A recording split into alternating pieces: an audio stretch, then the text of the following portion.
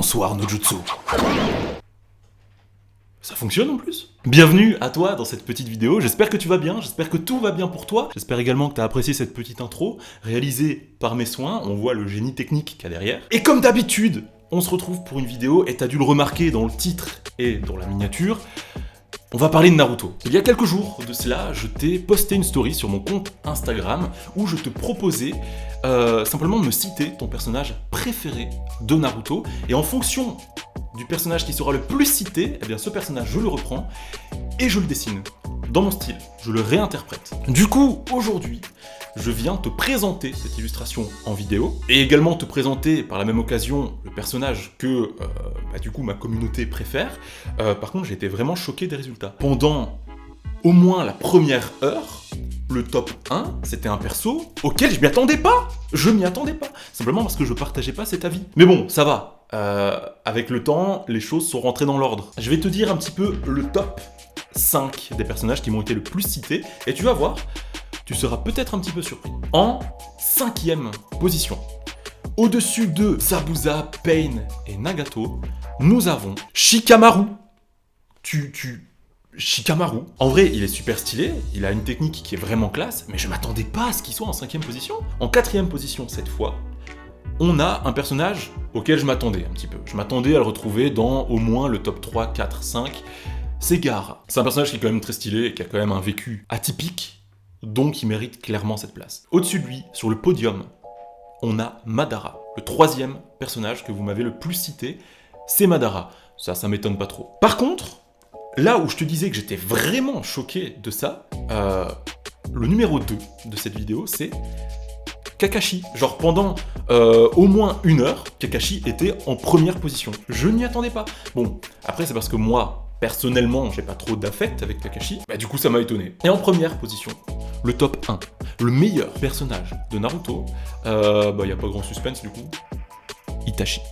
Itachi Uchiwa, s'il vous plaît. Ou Uchiha, je sais pas comment tu le prononces. Du coup, aujourd'hui, eh bien tu l'as compris, j'ai réinterprété, j'ai redessiné à ma façon, dans mon style, Itachi Uchiwa. En premier lieu, et tu t'en doutes, il y a d'abord un croquis qui est réalisé. Je t'ai déjà parlé de ma méthode de travail dans la vidéo où je te présente ma planche de One Piece, celle où j'ai réinterprété une planche très choquante de One Piece. C'est toujours la première étape, le croquis en bleu. C'est là où je définis les traits, c'est là où je définis la forme générale du personnage, la dynamique de l'œuvre, entre guillemets, que je vais réaliser. Une fois que cette étape est faite, est-ce que tu as retenu ? C'est la mise au propre, exactement. La mise au propre, durant laquelle on repasse sur les traits bleus, les bons traits bleus, avec un trait noir. J'ai essayé de donner un aspect très aérien à sa position, j'ai essayé de donner un aspect dynamique à Itachi, parce que c'est un personnage qui est très stoïque en règle générale.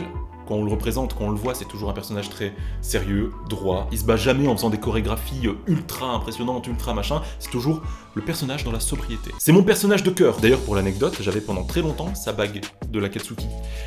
Sauf que c'était une bague qui m'avait coûté à tout casser 5 € à la Japan Expo et qui du coup a fait peut-être 1 an, 2 ans avant de littéralement se briser en deux. Bon, repose en paix. La bague. Itachi aussi repose en paix, mais je parle de la bague. Du coup, maintenant qu'on a passé l'étape du brouillon, du trait, il reste le niveau de gris. Le niveau de gris, là où tu mets les reliefs, là où tu veux faire des jeux de texture, là où tu veux vraiment te rapprocher de ton illustration finale.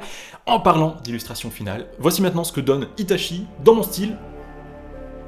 Voilà, tu l'as là.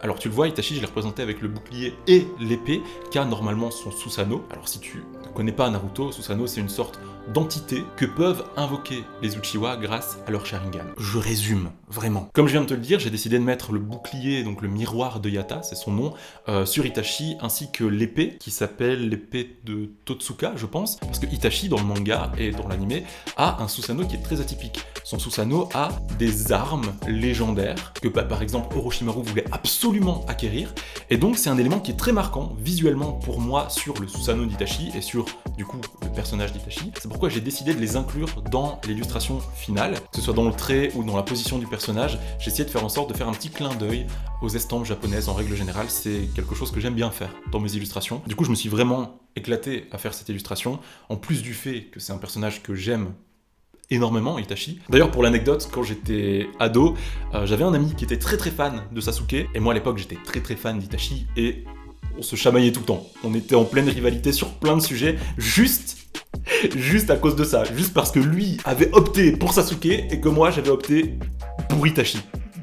Voilà, j'espère quand même que cette illustration te plaît, j'ai mis beaucoup de mon cœur, tu vas d'ailleurs la retrouver incessamment sous peu sur Instagram, je vais peut-être attendre également 2-3 jours avant de la poster, comme ce que j'avais fait pour la planche One Piece, histoire qu'il y ait un petit côté avant-première à cette vidéo, tu vois. D'ailleurs, si tu me suis pas encore, je t'invite à me suivre sur Instagram. Très prochainement, il y aura une prochaine story où je te proposerai de me citer ton personnage favori d'une autre licence, parce que oui, cette vidéo s'y inaugure une série de vidéos où je réinterpréterai des personnages de différentes licences, de différentes œuvres, ça peut être un manga, ça peut être une série, etc. Et où je présenterai justement cette interprétation en vidéo comme cette vidéo-ci. Eh, ça bosse.